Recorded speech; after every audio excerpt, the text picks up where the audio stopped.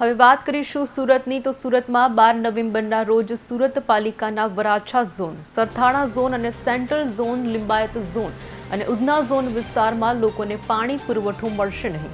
પાલિકાના walk intake ખાતે HT switch યાર્ડમાં રિપેરિંગ અને મેન્ટેનન્સની કામગીરી હાથ ધરવામાં આવશે.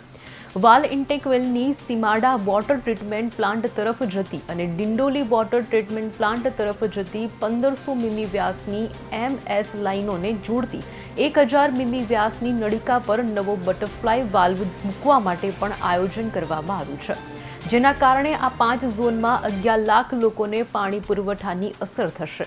દિવસ દરમિયાન જે લોકો આ ઝોનમાં વસવાટ કરે છે એવા લોકોને અસર થશે. તેથી લોકોને જરૂરિયાત મુજબના પાણીનો સંગ્રહ કરવા તથા કરકસરપૂર્વક પાણીનો ઉપયોગ કરવા માટે અપીલ કરવામાં આવી છે. સુરતના શહેરીજનો માટે સુરત મહાનગરપાલિકા દ્વારા આપવાતી તમામ સેવાઓ શ્રેષ્ઠ કક્ષાની મળે તે માટે સુરત મહાનગરપાલિકા કટિબદ્ધ છે.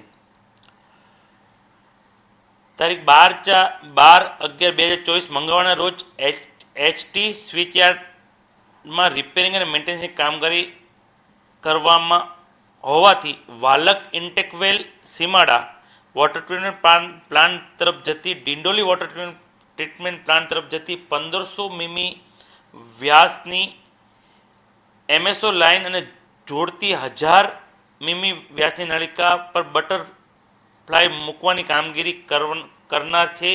તેના હિસાબે તારીખ 12/11/2024ના રોજ મંગળવારે સવારે 9 થી 7 વાગ્યા સુધી પાણી આપવાનું કામ સદંતર બંધ